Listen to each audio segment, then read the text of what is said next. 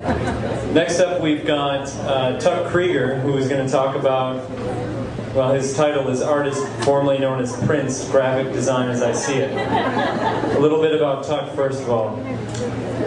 You'll get an understanding of what this guy is going to be like here. Iron Maiden made him go to art school. They made him. He's a graphic designer. He runs Deep Sea Studios, which takes you through an eclectic, inspired journey of his influences and experience with typography and design.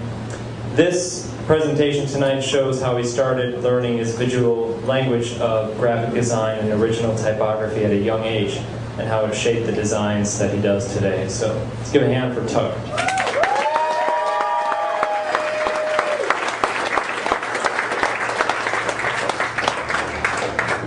Okay, we're cool. Hey.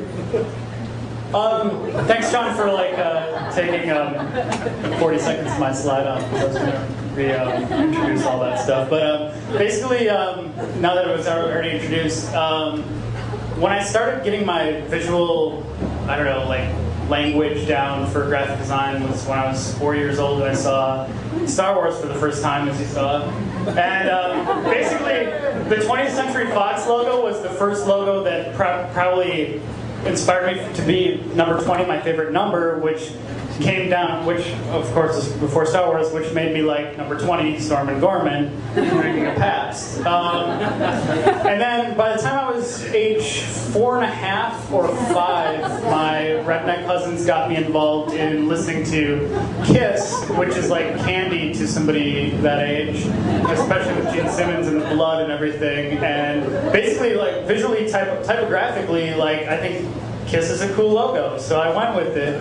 About 6 months later, I'm in Key West, Florida, playing pinball with the same redneck cousins, and they post me up and tell me, hey, you should play pinball. And I'm like, dude, a chrome ball and all this cool visual stuff going on, and I'm like doing a really good job, and I'm liking the colors, and it's just like it's totally fun. And then a couple years later, I noticed there's like a lot of boobs going on in graphic design that is applied to pinball, and I think that's kind of cool too. But I can go on for hours actually about pinball as its own thing that made me really get interested in graphic design. Yeah, you can read into all this as much as you want. Fast forwarding a little bit to about age 11, 12, skateboard art. I was like, dude, there's slime type. This is totally cool. MTV, obviously had an influence, Thrasher magazine, but cool typography too. I mean, I started drawing slime type at like age 12 and trying to skateboard. So here's your colorblind test as it affected me. I see the stoplights the same. I don't know if you guys do. And I only see the number 25 in the left-hand corner. So it's been kind of screwy for me since I was about age 10 when somebody told me money was green. I realized that. And then, yeah, here we go. Let's go, like, freshman, eighth grade.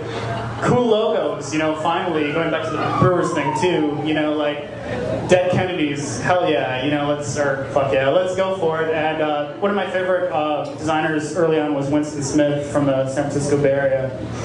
And he did a lot of montage stuff that was really cool. And what John already told you was, yeah, these guys pretty much were my high school notebooks were drawn with Iron Maiden. So I decided to go to art school based on that I liked heavy metal and drawing Iron Maiden. Eddie, who was Derek Riggs was the artist actually. Does anybody know who designed the Metallica logo off chance?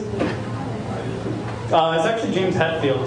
So a little trivia for you, but I really think that's cool too, and I've drawn that about 75 times on notebooks too, and all these other cool like band logos, and that's not my back, by the way, as I've been accused of. And I really like old punk rock stuff, a lot of old music stuff that was done by hand, and then going back to the 40s, I like a lot of the stuff, like actually 40s and 50s.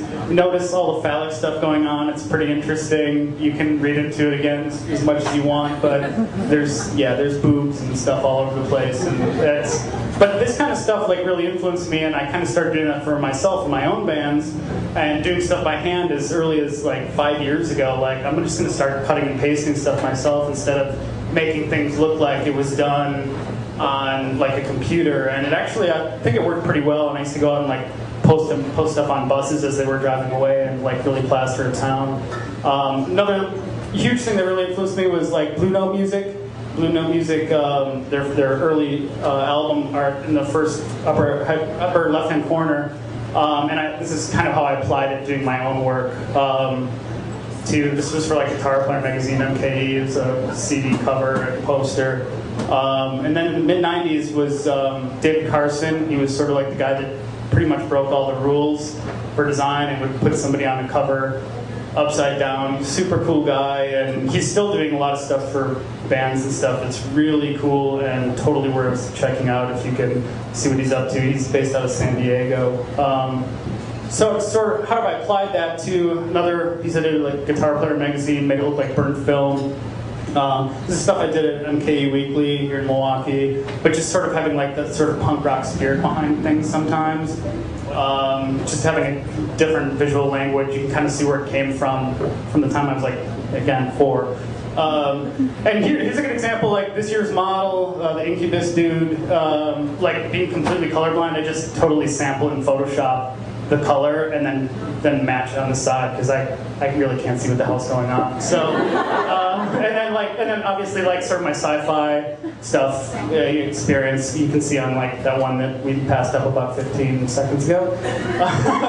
So this is from Hat Show Print, which is out of Nashville, and it's one of the big influences of mine now is letterpress stuff, and these guys actually originated in Wisconsin in 1850, and they moved on to Nashville, and I tried to apply that to my own stuff a little bit, but doing it on a computer, which is a little bit quirky. But yeah, they were really cool guys, and if you ever go to Nashville, seriously check it out, Hat Show Print. Awesome stuff, and I'm trying to sort of emulate that now because I think a lot of that kind of stuff is lost. Basically, if you want to go look for some cool stuff visually, Helvetica the movie, I got a pinball book because I love pinball, the Winston Smith, Blue Note book, Fucked Up and Photocopied is a really cool punk rock compilation of flyers from the early 80s. And I missed the other ones, so basically that's to round it up. Yeah, it's like if you're looking for like to understand like your visual interest, this is one that my buddy Joe did at Deep Sea Studios for a band of ours. You know, there's basically things you can look at from your childhood and see where it influences you from whatever it is, and that's what I've done. Thanks.